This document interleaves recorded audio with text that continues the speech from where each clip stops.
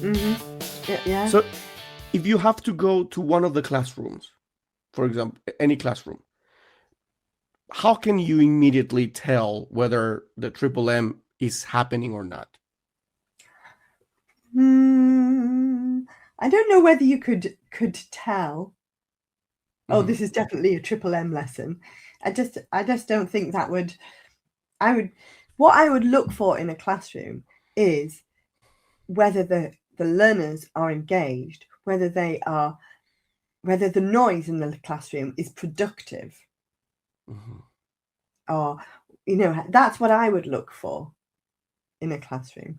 And I think if you've got that, if they're engaged and they're producing language of some sort and they're talking about the topic, they're doing something with it, they're very, that is far more important for me than to say, oh, well, it must be an MMM lesson frame.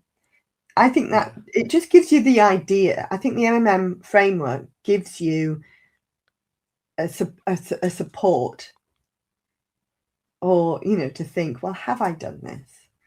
Is this going to help them get this? Do they have ownership of it when they leave the classroom? Are they so confident in it they can use it? That's a good one. But here's I have I think one of the $1,000,000 questions here, and I want you to help us. Because how can teachers apply this 3M system in high pressure environments like exam focused classrooms to start with? I mean, I still think so. Even if they were doing an exam focused classroom, your focus might be the type of question that they're answering. So if they were answering a multiple choice one that was, I don't know, you'd get them to meet that skill, wouldn't you? Yeah. Do you know what I mean? So you can still introduce, if they're doing an exam, they've got to, say it was an IELTS and they're writing the pros and cons essay or something. Meeting it would be seeing a question and an answer and seeing it how it is, a good example of it. Yeah. Then manipulating it might be pulling it all to pieces, saying, why is it good? How is it good? What is the language in here? How can we change this sentence to make it any better? How can you do this? Okay. And then the make it your own bit would be when they've actually got enough experience to it and to answer it and do it well. So if it was that kind of an exam, do you know what I mean? So it could be, it doesn't have to be a language. For me, it doesn't have to be just a language lesson. It can be a skills lesson. It could be a life lesson. Yes. This is a quote. I need to write this down and put him in a quote, and I'm gonna put it just like in on my LinkedIn.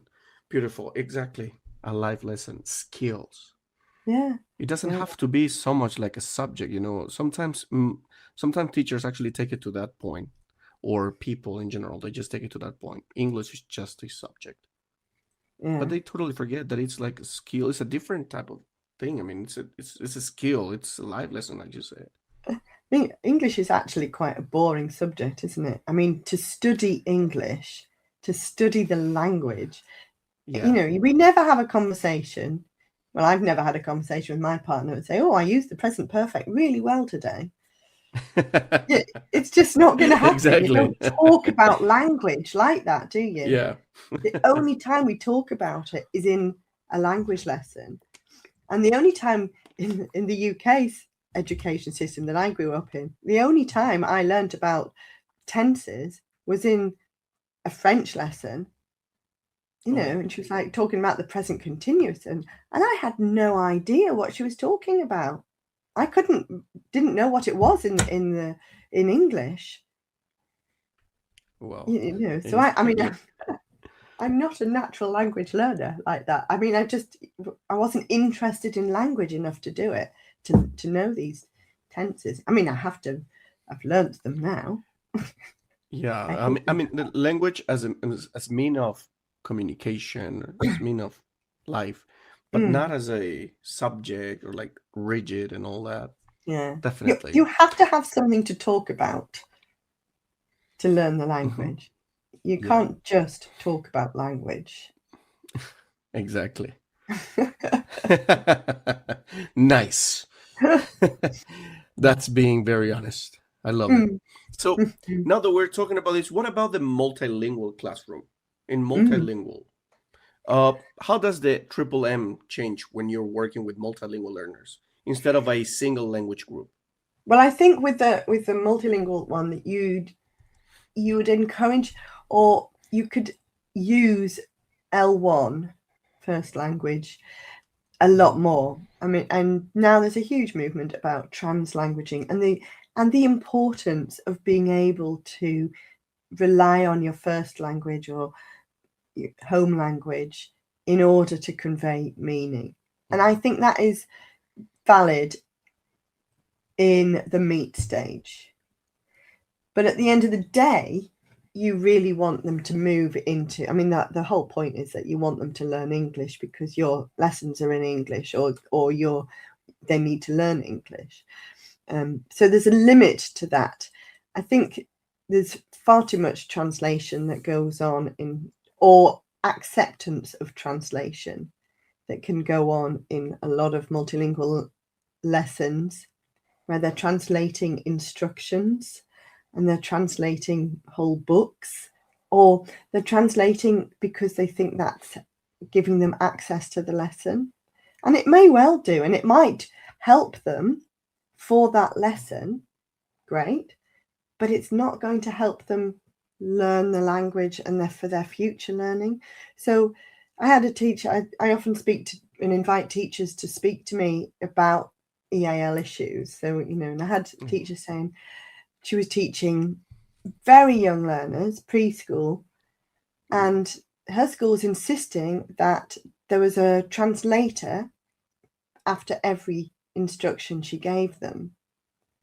And I just, she could feel that it was getting in the way. And I was like, well, yes, because if you are using gestures and if you are teaching them instructions, why do they need a translation? If they know a translation's coming, they just switch off, don't need to listen to the English. I'm getting it in my language in a minute, or in my language, I'll get the written translation on a technology pad or something.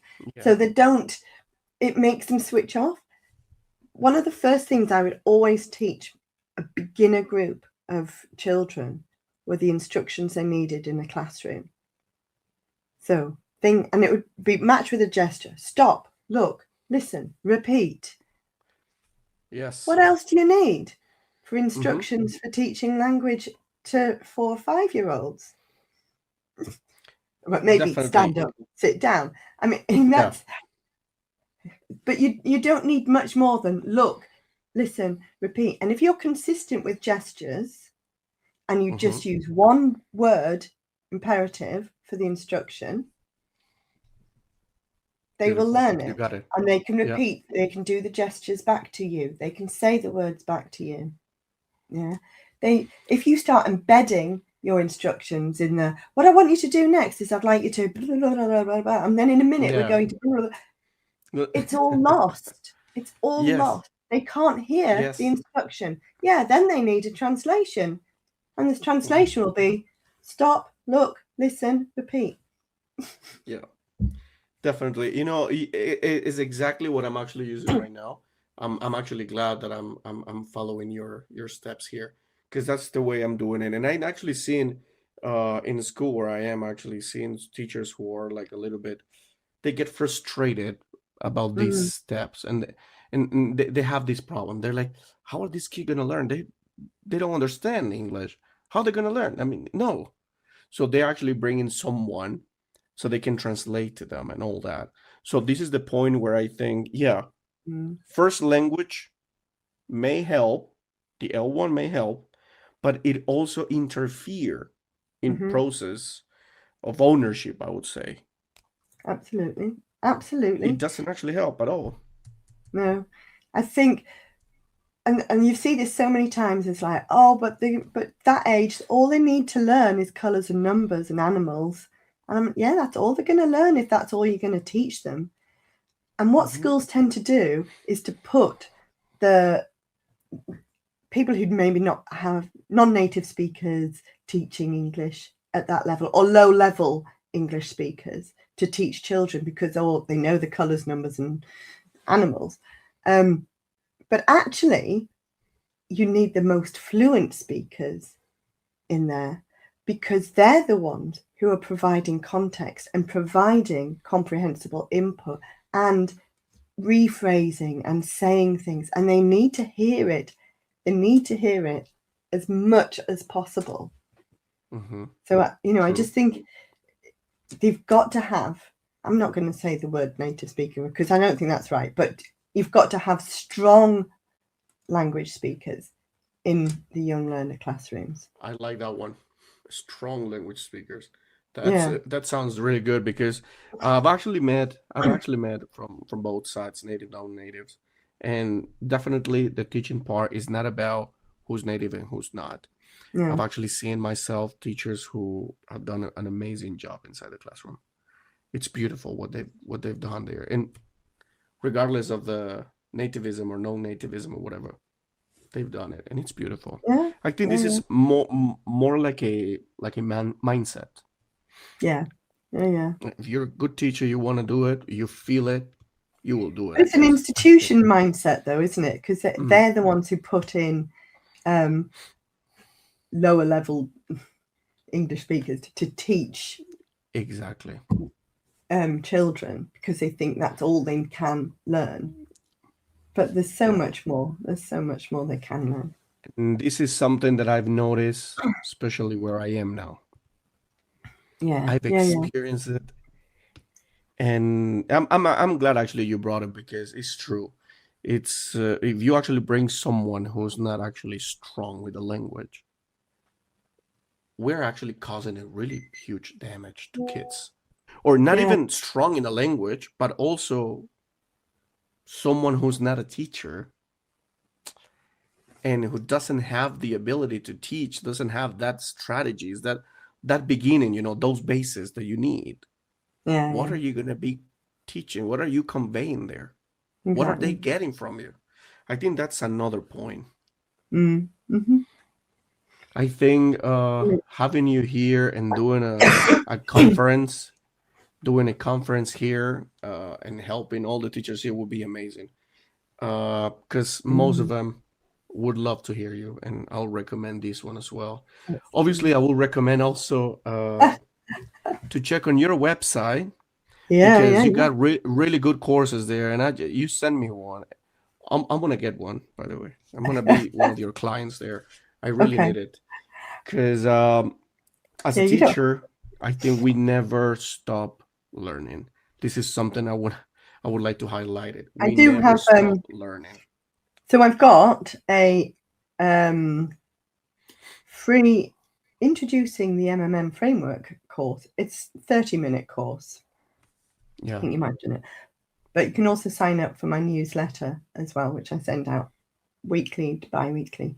And that will help you sort of understand what the MMA framework is, and especially for subject teachers.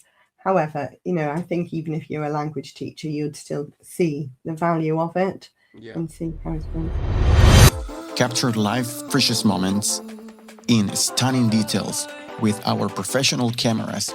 Unleash your creativity and preserve memories like never before. Visit us now at frameflowcn.com.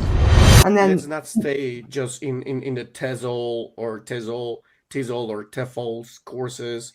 Let's go a little bit beyond, let's keep going. I think yours, it's a really important one to know. It's a different mindset, different story.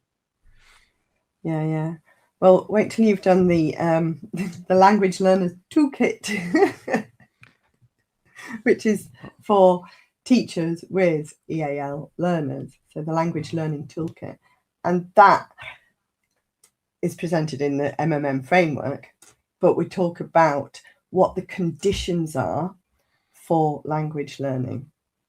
So how do we create the conditions in a classroom?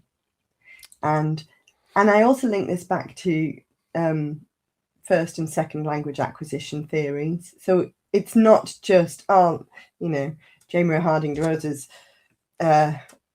whim. Oh, she's chosen these things. They're chosen for a reason, because they link to specific language learning theories. And if you create these conditions for learning, then for language learning, you know that you're doing the right thing. And they match. So there are 5 conditions. Shall I tell you them quickly? Go ahead, please. So I love it. I love little acronyms and mnemonics to help you remember. So this one is CREAM. CREAM with a little Okay. Nice. So CREAM is comprehensible input. So the first condition would be making sure that the learners can actually understand what you're presenting them. But there's still room for development. There's still some unknown language in there that they can work on. But comprehensible input would be that first thing. The R is for repetition. And now I think drilling language really went out of fashion, but I love a good drill. And I think it's something that brings a class together. And I think if you look at how much language is repeated when you're learning your first language, that repetition, it's just on and on.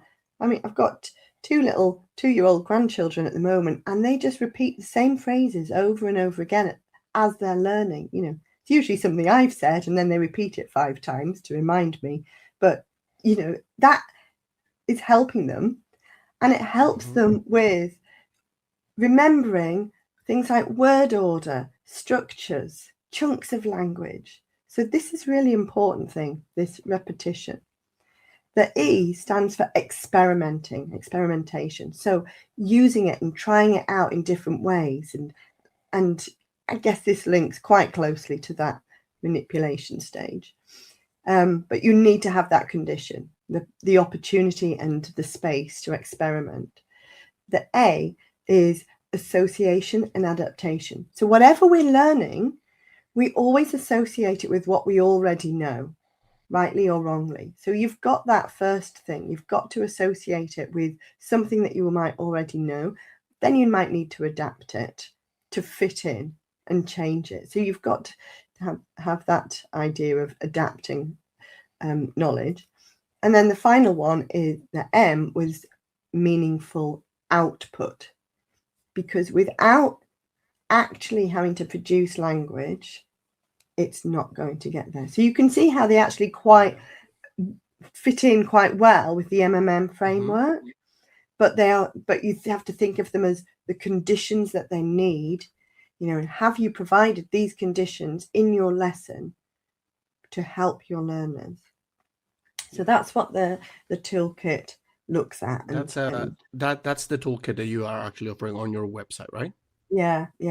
Please, And you gotta send it to me. I'm gonna just hang it in here in this video. I really hope actually people can just comment here and tell us what they think, and if they would like to know a little bit more, they can actually just follow you and check your YouTube channel as well. Yeah. And in that case, they can keep actually doing this and try to get courses and all that. Yeah, I've just got the certification as well. So it's been officially certified by the CPD certification service. Okay, so that's a nice big purple ticket it's got.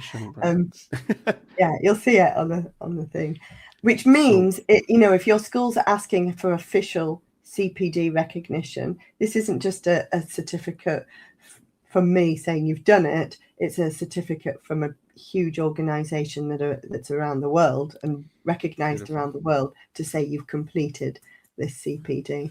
So that's for me. Everybody, I hope everybody can just check on the link here, because I think as teachers we need it, and this is not about only promoting, advertising someone, but this is something that if you really consider your career, your passion for teaching, something important, you got to do it. I mean, don't waste your time just sitting down there and just expecting that everything comes naturally. Of course not. You need to keep doing that, learning every day, doing that process. It's beautiful. Absolutely. But it's not just about doing courses though, is it? It's about doing this course and then putting it into your own teaching. And I've made this course as cheap as I can. I mean, it's unbelievably cheap because I want people to do it. Like we talked at the beginning about this cascading effect, and I'd rather have lots of people doing it for this price than to put up to what most courses would expect. You'd expect it to be £100 or more for this. But like I say, I would rather just have lots of people doing it and use it and know that I've influenced them and they're influencing their children. Yeah, I agree with you. I totally agree with you. I'm going to just start doing this type of advertising because I really want, and I'm going to do it myself. That this is something real, what I'm telling you. I'm going to just do it because I also want it. I love actually doing this one. I'm doing one from Neurolanguage from Rachel Palin. I actually had her in my previous episode. So I'm taking the Neurolanguage coaching certificate and all that. So I love it. Yes. I'm loving it. So I'm going to do it the same with you because I think it's about becoming better, not only for ourselves, but also for the kids because they're the main purpose. They're the main objective here. So talking a little bit about this and getting a little bit to the end, I have some myth versus truth questions. Oh, okay. Myth or truth? If students are exposed to enough English, they'll eventually start using it naturally. Myth or truth? Ooh, I love it. Definitely a myth. Well, and this, I think this comes back down to Krashen's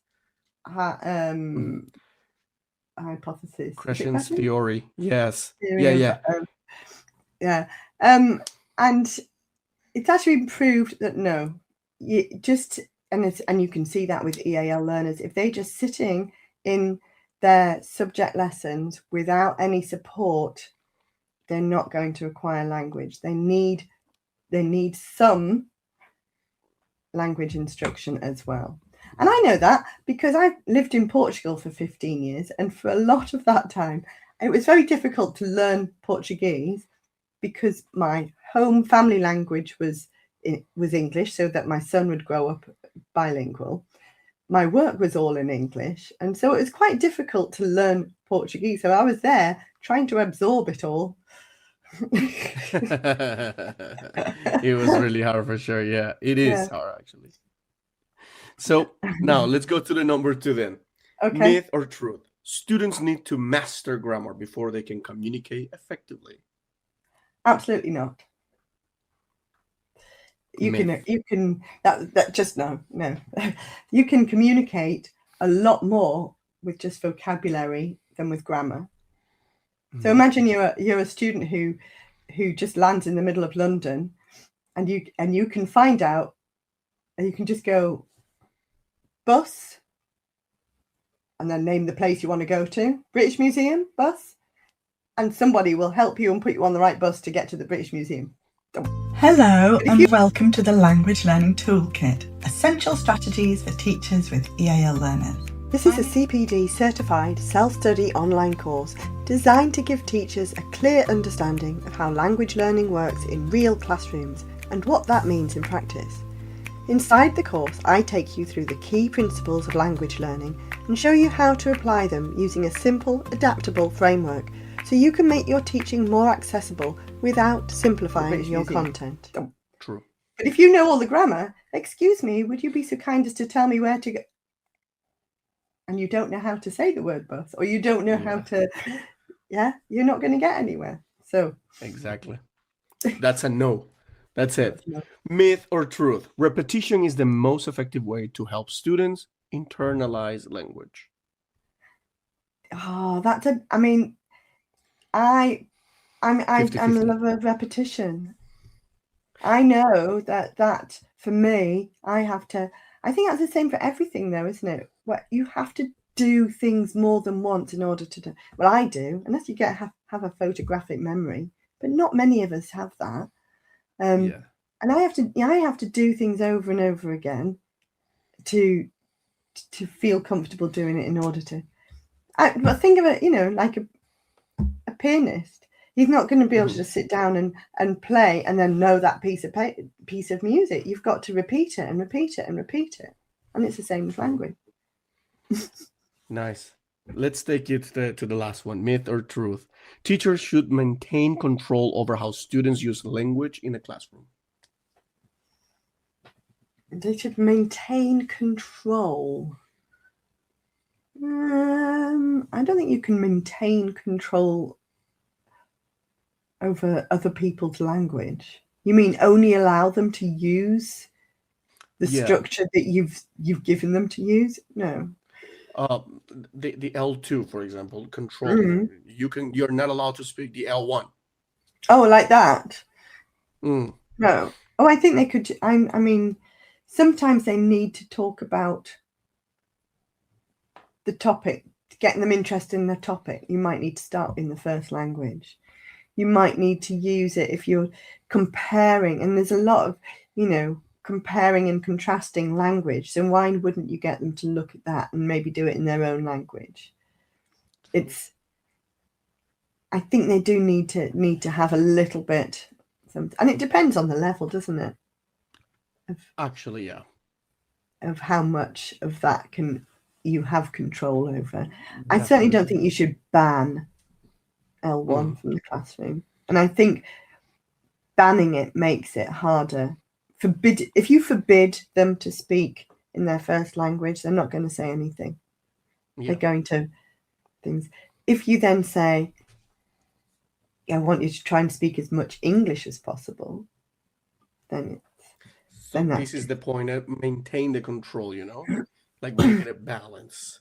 Yeah. Okay, let's use the L1 whenever we can, or whenever it's the least possible. But if they don't understand, well, at least they have to use it, right? They don't understand the L2, they have to use the L1.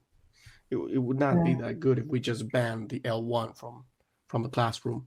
And getting to the end of this, finally, thank you very much again for being here. So what's one uncomfortable truth about language teaching that we need to face? An uncomfortable truth? Yeah, about language teaching that we need to face. Oh, I don't know what to say about that one. An uncomfortable truth. Language is changing all the time, isn't it? So I think you have to accept new grammars. So, for example, when we're talking about using the state verb in the continuous, okay, so you can't say things like I am being here, or I am. Yeah, I understand. Until McDonald's came along and started saying I'm loving it. Up to that point, and I mean, I'm old enough to remember when they introduced that phrase, and it made all of us language teachers cringe. We're like, no, we can't use this phrase. But now everybody says, oh, I'm loving what you're doing here. I'm loving how you look.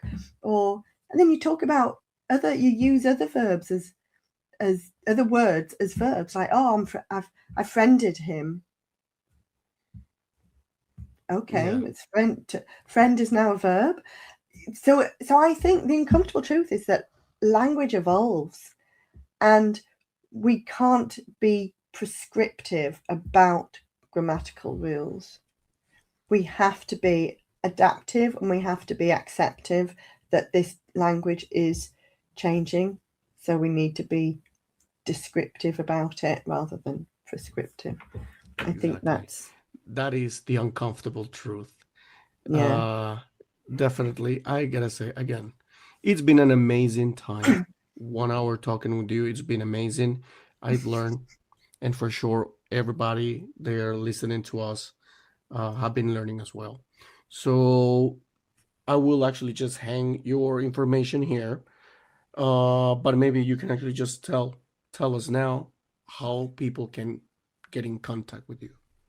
Well, if you go on to my website, which is www.enriching-elt.com, on there you can subscribe to my newsletter. There's a little thing that says, come chat with me. You could sign up and have a conversation, 30-minute chat about language teaching, and give me ideas for more videos, which is what normally happens, but I can also give you some support. There's my contact details on there as well. You can get in touch through that. You can follow me on YouTube. Like you say, I've got loads of videos out there. In fact, just to digress a little bit, I know you're trying to wrap up, but somebody, I mean, lots of teachers have said to me that they use my videos as part of the CPD in their schools, right? And I was thinking, no, that's great, but it doesn't help me earn anything from it, because I don't get enough views, obviously, for that. But I was thinking, how could I do that? I'm going to write a course using my videos so that it could be a CPD course for schools. Wow. So they can use the videos as their CPD. So that's going to happen over the summer. So that's my next little project, next big project. Beautiful. So apart from that, and I also post every day on Instagram. So there's little hints and tips every day. Instagram, LinkedIn. And LinkedIn. I do try to post quite a lot on LinkedIn, loads of interesting articles there and posts there are. But Instagram, it's at Enriching ELT, same as YouTube, at Enriching ELT. Yes. Wonderful.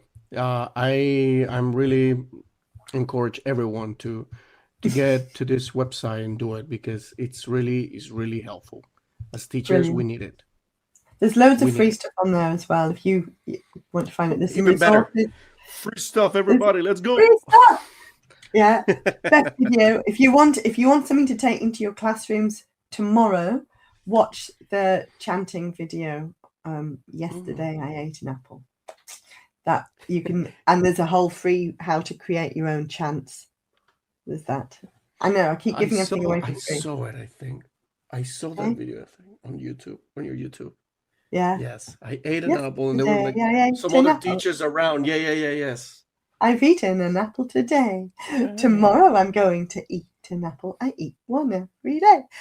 Because it has all of the different verb forms in, but in context, and that's the thing, rather than just eat, ate, eaten. Oh, we never say that. So true. I love it. Hey, I'm gonna just put the links here. I like it. I actually watched that yesterday. Amazing. So thank you very much, Jane. It's been a pleasure to have you here. The episode will come out the 7th.